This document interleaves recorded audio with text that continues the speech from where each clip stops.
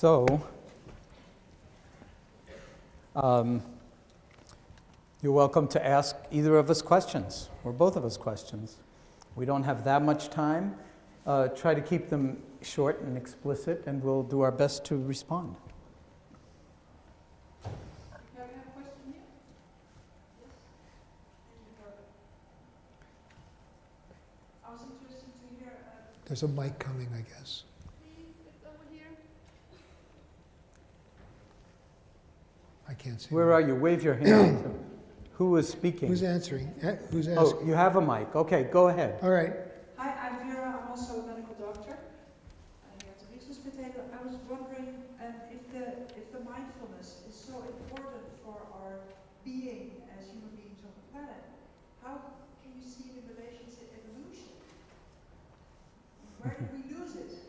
Yeah, well, you had to be pretty mindful as a hunter-gatherer, or you didn't hunt, or you didn't find any food or gather any food. So someplace along the line, it's a beautiful question, we have lost certain of our capacities that were absolutely essential for survival in an earlier era. At the same time, the world has gotten a lot more complex. Living in a city is a lot different from hunting on the savannah. And so this is an open question that evolutionary biologists and evolutionary psychologists are actually looking at. And my presentation, of course, was talking in some sense about the essence of our, rediscovering the essence of our nature and learning how to live inside it if we're going to continue to survive over any kind of evolutionary span of time. So it's, just as Saki was saying, it's a wonderful question. And I would keep asking that question rather than trying too hard to find one fixed answer to hold on to. And it will teach you, in some sense, or reveal to you everything, perhaps everything that you need to know about that. I have very little to add, as I'm not actually sure we've lost it.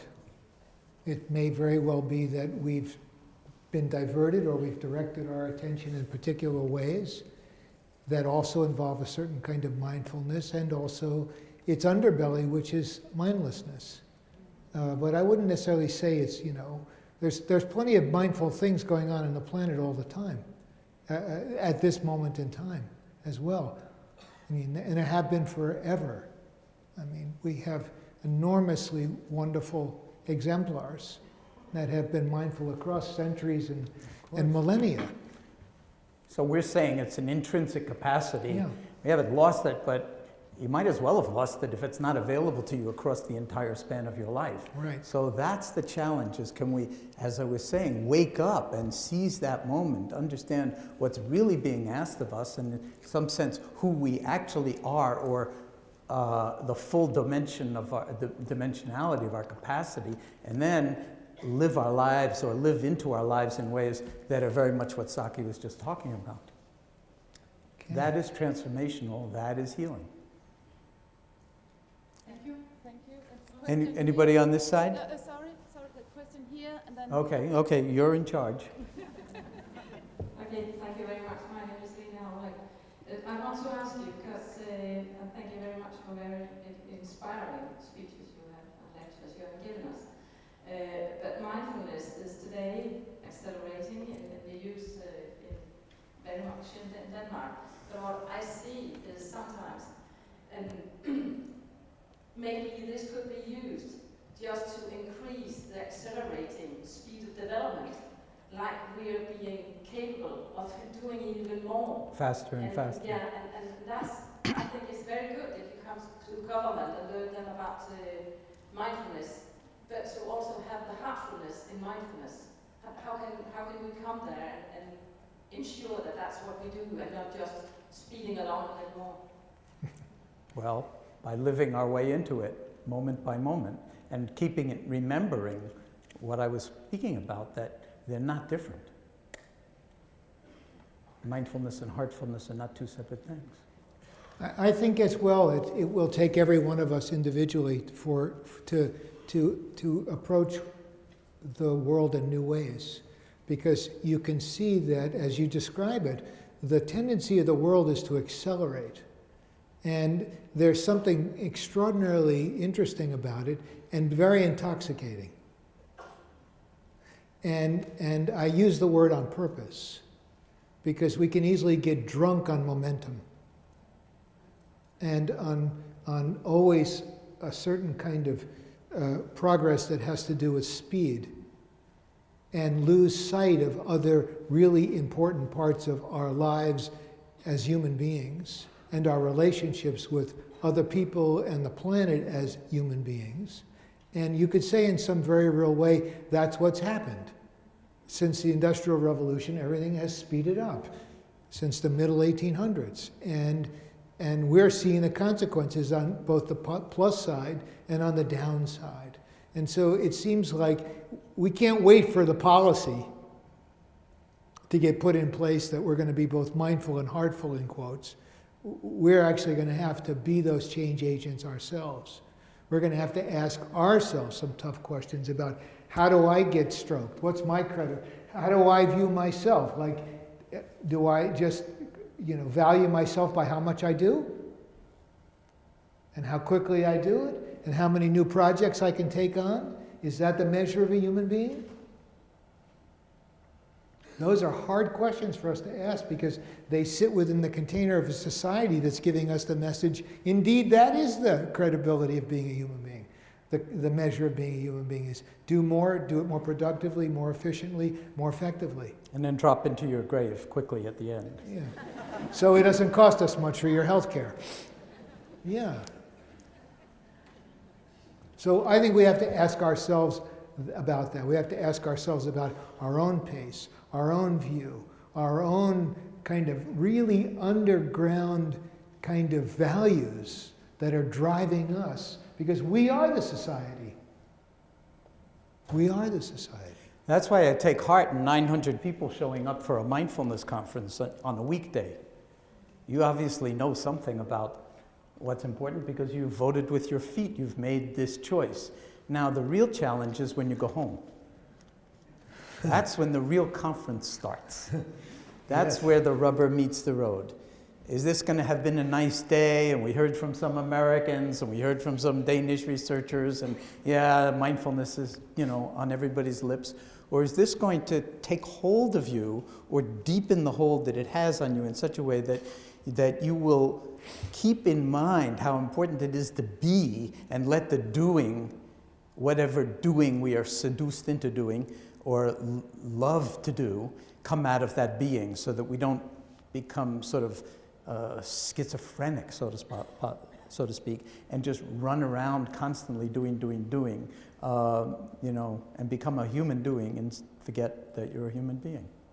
It's pretty elementary, but as Saki's saying, the force of the society is only in one direction, that is speed. More, faster and faster. So is there one on this side? Over there, yeah. Yes.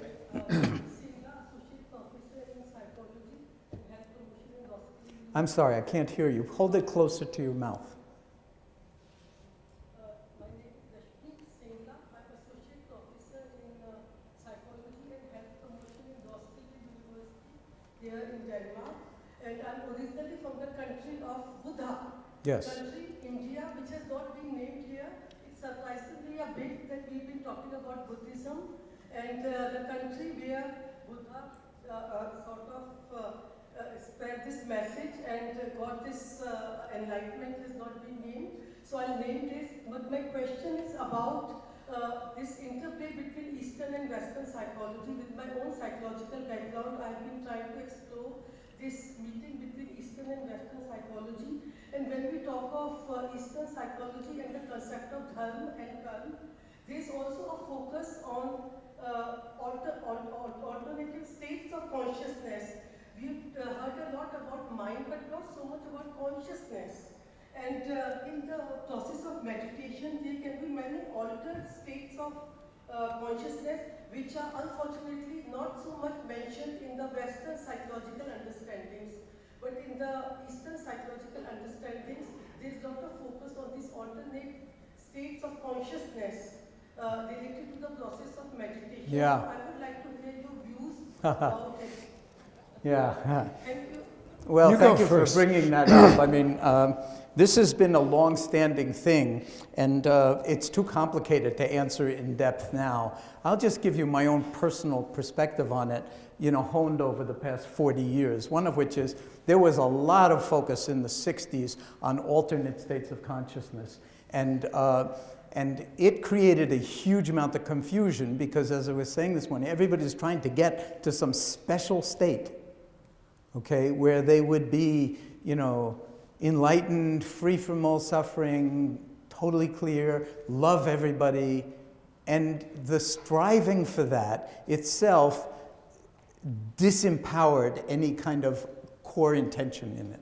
So I don't know about other people in altered states of consciousness, or even, you know, how to differentiate in any kind of, you know, appropriate way what consciousness is compared to awareness, say. But MBSR is just, it's not meant to be the entire comprehensive teachings of any tradition. It's meant to, in some sense, try to point to the essence of things and keep the framework in such a way that ordinary people will actually have a snowball's chance in hell of experiencing authentic, transformative experience, as opposed to some kind of romanticized yearning for cosmic states of consciousness that very often 30 or 40 years later you may find, you know, you've been, you know, climbing the wrong ladder, so to speak. That's only my personal view, but I think that very often the talk about altered states of consciousness, and then of course that runs into the drug culture too. Why meditate when you can just take a drug to experience altered states of consciousness, like LSD or anything else? So it's a very complicated question, and you know, Saki will probably have his own response. I mean, my only response is we're not trying to do everything. We're trying to do, in some sense, the one thing that perhaps would speak to breaking open the ways in which we wind up imprisoning ourselves through our own conceptual frameworks, and then liberating ourselves in that way. And that is very much in alignment with the Buddha's teachings and the entire Indo, you know, Asian tradition of liberation. I don't have anything else to add for now. We'll take another question. Yes. That's the last question here. Over here. Hello. Can you hear me? Yes? All right. I was wondering if you could give me advice on how to implement mindfulness and work with kids and young adults with mental disorders such as ADHD and autism. Yeah, I'm glad you got the microphone since we talked earlier at lunch, and I'm glad you're here. First of all, there are people doing that kind of work. So the first thing is to find out what is being done. We don't have the time to go into it at this particular point, but to find out what people are doing, what people are thinking about that kind of thing. But in general, I mean, I'll speak for myself. My experience of people with various kinds of psychiatric diagnoses that many people would think they would never be into this kind of thing. If you frame it in a way that really is in tune with who they are or what their capacity is, they may feel like it's an oxygen line straight into the heart. How they use it, you don't know, but you will be the vehicle, just the way Saki was pointing to. You are, in some sense, the conduit, the embodied representation of what might be possible when your mind doesn't relate to the world in the same way that other people's minds do. In fact, nobody's mind relates to the world in the same way as anybody else's mind, but when you're kind of more in one corner of the map or another, it can be very difficult to find ways to live with the majority of how things unfold in society where you don't feel badly about yourself. And I love that you want to do that, and I think, and are doing it, and I think that your imagination and your own meditation practice in just the deep ways that Saki was pointing to is trustworthy, and you can trust that. You don't have to have all the answers at this point. You don't even have to have any answers at this point. All you need to do is have the passion to, the fire, so to speak, to work in that domain. And they'll teach you everything you need to know, actually, as usual. Actually, I think you can also teach yourself. I mean, you may not have a diagnosis called ADHD, but I suspect that you've noticed just how easily your attention wavers. Actually, I do. Well, but you know, even if you didn't, everybody does. you know, in some ways, you can notice the way your attention wanders. You can notice how you actually approach that, how you bring yourself back, how it gets carried away again. What are the attractors, the powerful attractors?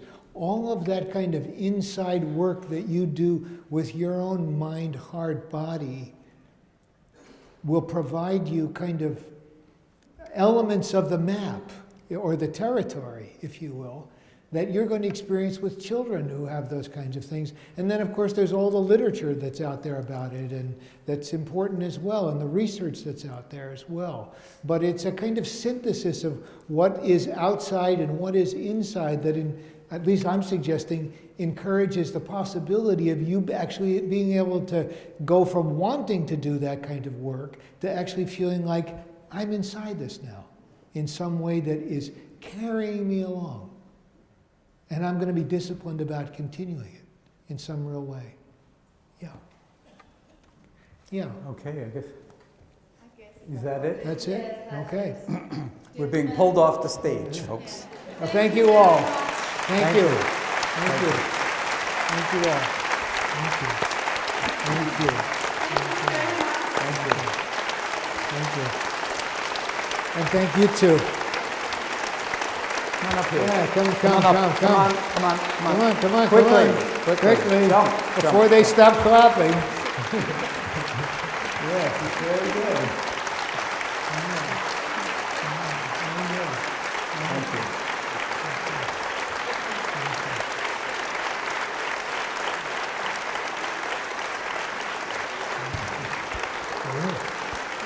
So I'll say one last word, okay? Because I can't resist. When you go home, how are you going to be? Okay? When you wake up tomorrow morning, what kinds of choices would you have? Whether you have a meditation practice, I asked people how many people have a formal practice. 90% of the people in the room. So when you take your seat tomorrow or practice in whatever form that you do and bring it into the world in such a way that your entire life becomes the practice, how is that going to be? And what kind of intention might formulate itself between now and tomorrow morning when you wake up, for instance, so that this flame stays alive and nurtures not only you, but the whole community of us in ways that I think we're probably all in agreement we are starving for, and maybe even dying for, in all the meanings of that phrase. So thank you very much for your presence. It's made such a huge difference here. We can only do what we do with the collaboration, if you will, of all of us. So Thank you so thank much. you. Safe journeys. Yeah.